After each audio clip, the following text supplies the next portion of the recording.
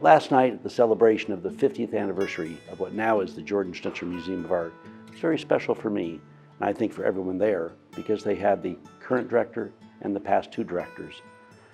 What that message is, it's about legacy.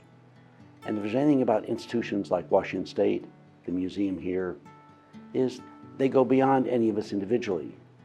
Yet each of us in our own time steps up to do our best in terms of the art world to help get amazing artists' voices to communities like this. So that really resonated with me. And of course, having a current president, Kurt Schultz, who's finishing up, who's been so supportive of the arts.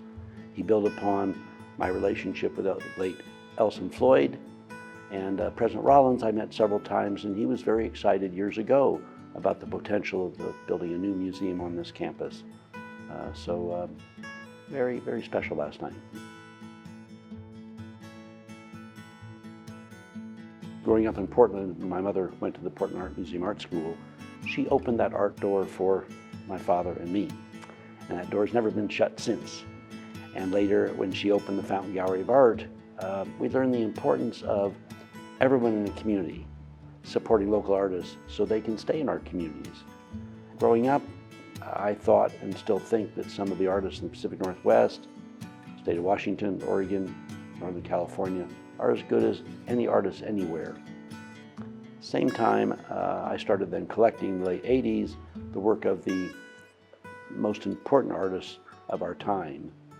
And part of my strategy was to build a teaching collection so that places like Washington State, a land-grant school, not only is it critical for their education, I think, to have that STEAM versus STEM, to have art in their lives, but also as human beings.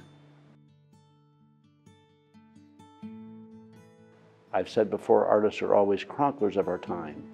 So the artist in this exhibition, Art of Food, which is so appropriate for this university, speaks about food, how it's made, what we eat, our relationship to it. If you think about food, what event in our lives doesn't involve food? Whether it's celebrations, birthdays, funerals and sadness, anniversaries, tribal events, community events from time immemorial, aside from food giving us the sustenance to live. So the importance of art on this campus and academic campuses is everyone needs to have that creative foundation to what technically they're doing in life. I've talked at a number of wealth conferences, and I've said to people who've made a little bit more money than they need and they're thinking of setting up trusts or scholarship funds and so forth, I said that's all wonderful.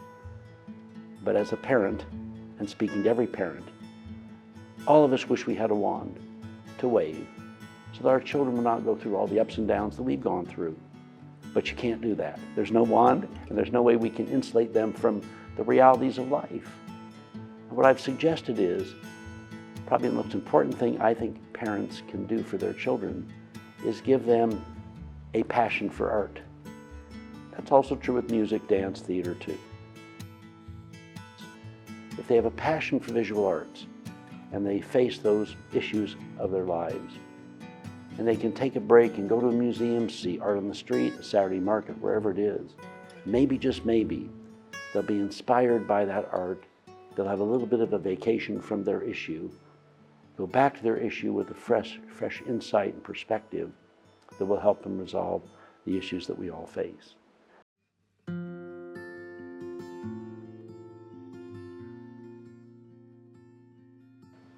Often people say, I wish we could go back to the past. Life was simpler. I'm not so sure that's ever true. In hindsight, times look a bit more romantically, I think, and yet this country and every country in the world, every civilization, they've had difficult times. Okay.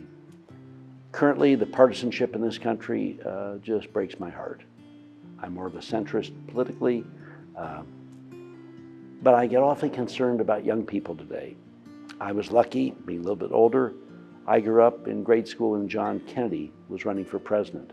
And there wasn't one of us in this country that didn't put public service on a pedestal, respected different opinions, but we didn't attack people personally for their views. And I see this today in society, and it breaks my heart. I always thought I'd grow up and go into politics when I was older, which didn't happen.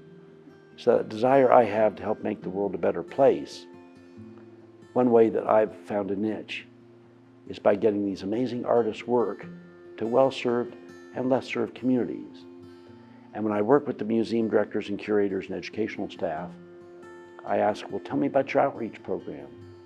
Aside from at the university, my goal is that every single person on the campus of Washington State University visit this exhibition, but also in terms of the school kids and everyone from 2 to 102, but especially grade school and high school students. Why? Because when you walk into an exhibition like this, and right now I'm facing Roy Lichtenstein's monumental work on bulls, where he has a very representational bull, and then he deconstructs it into this abstract shape and form. Behind me is Andy Warhol's series of cows. When you bring young people into contemporary work, they just run around, they love all my exhibitions, and something amazing happens there. They may not know the name of the artist, they may not know technically how the work is made, but something resonates there. And they smile and they laugh and their eyes light up big as saucers when they look at the art. So maybe, just maybe, they're inspired and feel a sense of hope. And there's, I think, a huge need for that when we're so directed more than ever in the history of the world as to where to go, what to eat, who to talk to, what to think, who's on top, who's not. So there's a freedom of thought and expression, and this kind of work touches everyone's heart and soul.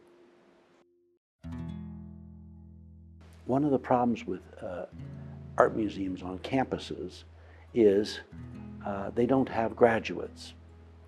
So fundraising for art museums on campuses is pretty darn hard.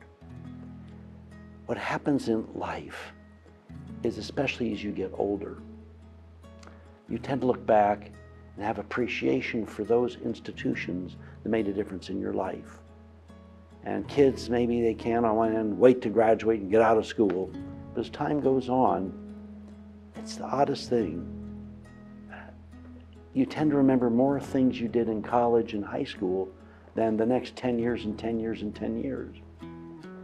So one problem is if they need to raise money for a new engineering building or a new arts and sciences building for literature or something, they can hit a database and look at thousands of graduates of this university and go send things out and knock on their doors. You don't have that database for fundraising for university art museums. Second, universities across the country continue to face, especially the public ones, funding issues. And I don't disagree that professors and teachers aren't paid enough, and yet tuition is very high. So the public universities have had to follow the private universities model, where they never got big public money. And therefore, reaching out to graduates to help fund a lot of the new buildings on this campus is critical. So art museums are vulnerable that you don't have graduates to tap into for that grateful, patient contribution. And second, sometimes the leadership of universities, the president, provost, are more supportive of the arts, and sometimes they aren't. And therefore, when budget cuts have to happen, if they're not big supporters of the arts, they sometimes say, well, let's cut a X amount from the George Schnitzer Museum of Art at Washington State. And therefore, those of us that realize the importance of art have to stand up and say, don't do that. That's not where you have to make those cuts. So those are the things that threaten the academic museums on campuses. So I'll suggest to anyone listening to this, okay, whatever is appropriate financially, okay, help this museum out, okay, or other cultural institutions. Second, some people look at art as an investment. And if that's what they want to do, that's fine for them. But I would say if you're lucky enough to have a little bit of money, whether again it's $5 for a little paperweight from the Saturday market, or maybe it's $50 or $500 or $5,000, okay? If you worked hard with whatever profession you have, don't look at the art as an investment. Look at it as a financial investment. Look at it as an investment in your heart and soul and the quality of your life. I have no sense of ownership over the thousands of pieces of art. I look at the work here, it takes my breath away. I don't ever sit there and think, oh, I own that. I don't know where I would go with that. It's just like reading philosophy or novels. You don't own those thoughts. I happen to financially be in a position where I've been able to buy this work, building a teaching collection that serves this museum and the other 180 we've been lucky to have our work at. So I'm humbled and honored first to have my name on the building and also to have them borrow work every year. I buy about 1,000 pieces of art a year. I somehow, whether my mother slipped an art pill into my water when I was young, oh my gosh, it's obsessive, but at least there could be worse obsessions, I think. Okay, I set budgets every year and seem to exceed those. Oh my gosh, but we're still paying the bills. But when I come to museums like this, I get to see the work that's in the warehouse all the time. So I'm the happiest of anyone. And I mean, I love the work, or I wouldn't have bought it. I don't have a curator that tells me what to buy. And so for me, coming here and seeing this exhibition, this is the 7th museum it's gone to.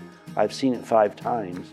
At every museum it's different because the way the curators arrange the work, the height of the walls, the floors, the mass of the building, and the team here did a spectacular job. They've honored the artist, they've honored the community, honored the collector, and I'm just so proud of them. Every exhibition I've come to here has been so thoughtfully exhibited. So my last message to whoever this goes to is bring your kids, your grandkids, your neighbors, your friends, your grandparents. Don't miss this exhibition. It's incredible.